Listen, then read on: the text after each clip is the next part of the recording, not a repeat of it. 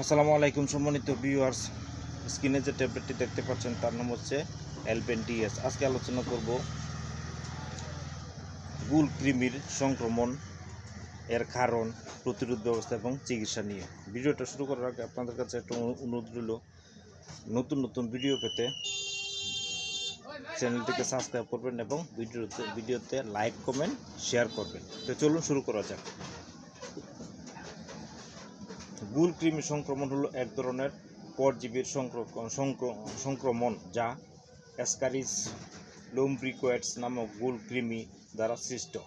এটি সাধারণত মানবদেহের অন্ত্রের গ্রন্থে বাস করে এবং প্রজনন তৈরি করে। এই রোগটি পৃথিবীর অনেক দেশে, বিশেষ করে উন্নয়নশীল দেশগুলোতে বেশি দেখা যায়, যেখানে স্বচ্ছ পানি এবং স্যানিটেশন সুবিধা কম।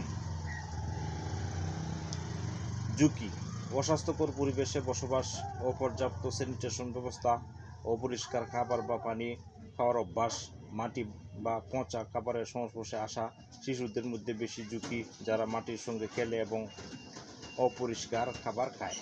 পেশাগত ঝুঁকি হচ্ছে কৃষক এবং কৃষি শ্রমিকরা যারা মাটির সংস্পর্শে বেশি আসে, অপরিষ্কার থাকে। উপসর্গ হচ্ছে পেট ব্যথা, মানে পেটের মধ্যে কৃমি হলে কি হয় বা কি ভাব হয়, সেটা হচ্ছে পেট ব্যথা, অস্বাভাবিক ক্ষুধা বা ক্ষুধামন্দা, বমি বা মলের মধ্যে গুলকৃমি দেখা যেতে পারে। শ্বাসকষ্ট: গুলকৃমি ফুসফুসে চলে গেলে শ্বাসকষ্ট হতে পারে। গা গরম বা জ্বর ভাব হতে পারে। হালকা শারীরিক দুর্বলতা বা ক্লান্তি হতে পারে। কাশি বা ফুসফুসের প্রদাহ হতে পারে। এখন হচ্ছে চিকিৎসা বা মেডিসিন। গুলকৃমি সংক্রমণের চিকিৎসার জন্য সাধারণত অ্যালবেন্ডাজল ব্যবহার করা হয়।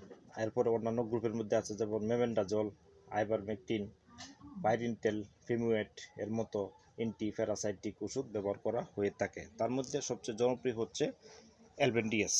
এই এলবেন্ডিএস ট্যাবলেটটি তৈরি করেছে এসকেপ নামের একটা টপ কোম্পানি। এই ট্যাবলেটটার দাম হচ্ছে 5 টাকা, প্রতি পিসের দাম হচ্ছে 5 টাকা, দুইটার দাম হচ্ছে 10 টাকা। চুষে খাওয়ার ট্যাবলেট। এই ট্যাবলেটটা খেতে হয় প্রথম দিন একটা, বিশেষ করে বড় মানুষের ক্ষেত্রে প্রথম দিন একটা, 7 দিন পরে আরেকটা। দুটা ট্যাবলেট খেলে তাহলে আপনার কার্যকারিতা ঠিকমতো কাজ করে। আর যারা ছোটো তারা একটা খেলেই চলে। এই ট্যাবলেটটি সাধারণত যে কোনো ফার্মেসিতে আপনি পেয়ে যাবেন।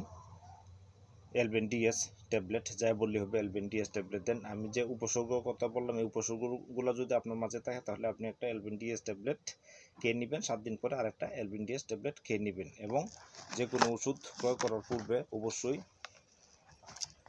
এক্সপায়ারি ডেট দেখে তারপরে ক্রয় করবেন। যেমন প্রতিটা ওষুধের গায়ে এক্সপায়ারি ডেট লেখা থাকে। এটার এক্সপায়ারি ডেট হচ্ছে মে 2027 সাল পর্যন্ত। এক্সপায়ারি ডেট চলে গেলে ওষুধ খেলেও যেটা হবে, না খেলেও সেটাই হবে। সেজন্য এক্সপায়ারি ডেটটা কিনে নেবেন যাতে ওষুধের ডেটটা ঠিক থাকে। ভিডিওতে লাইক কমেন্ট শেয়ার করবেন এবং চ্যানেলটিকে সাবস্ক্রাইব করে পাশে থাকবেন বলে আশা রাখি। আসসালামু আলাইকুম।